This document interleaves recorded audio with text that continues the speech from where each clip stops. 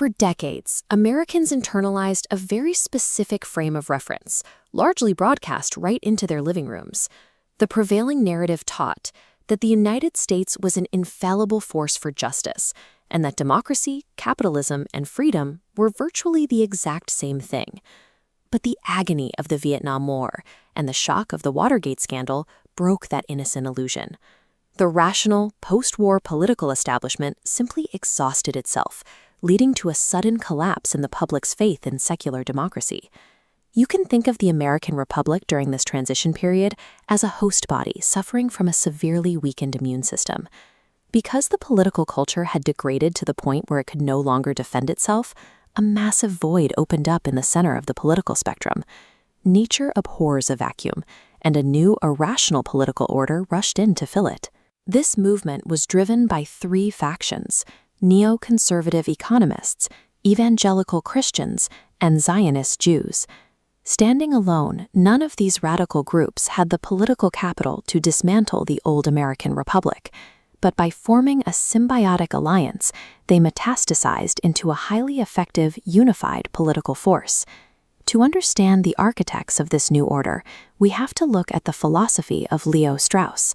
Strauss was an academic who secured a position at the University of Chicago after fleeing Hitler's Reich in the mid-20th century. When Strauss looked at the United States, he was deeply disturbed by its secular democracy. He considered egalitarianism, the principle that all people are equal and deserve equal rights, to be a dangerous prejudice. He argued that catering to the masses was breeding a climate of nihilism, where traditional virtues were actively denigrated.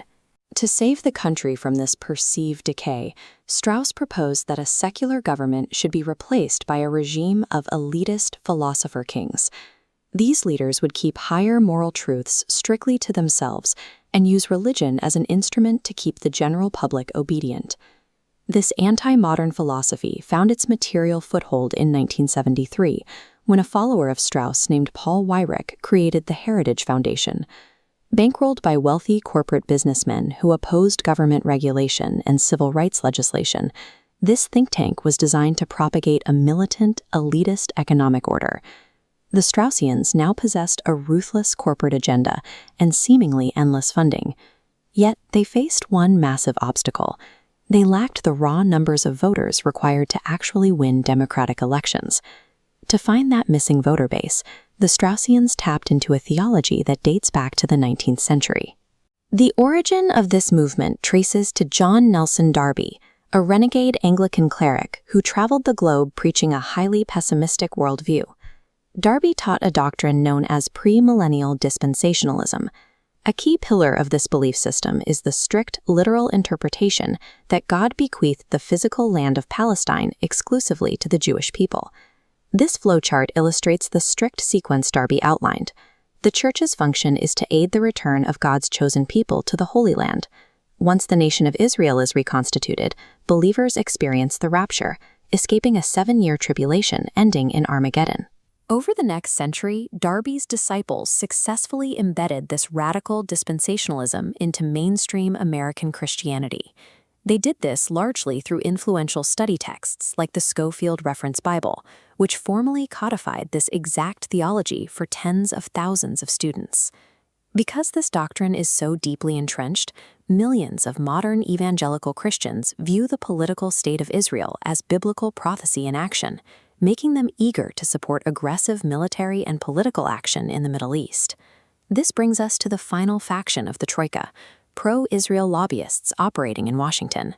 These groups sought the power of the United States military to act as a permanent guarantor for Israeli expansionist policies.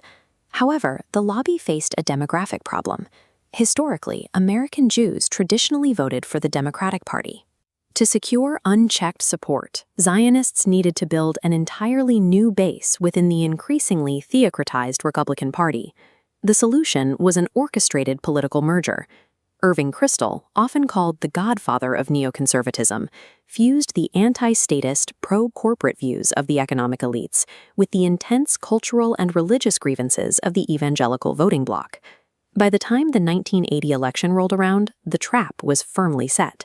The American electorate, absolutely exhausted by economic turmoil and a deep crisis of spirit, turned away from rational governance.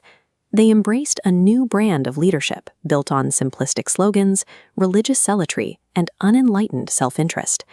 By combining immense corporate wealth, millions of motivated religious voters, and a single-minded geopolitical lobbying effort, these three distinct factions secured dominance over the American political machine.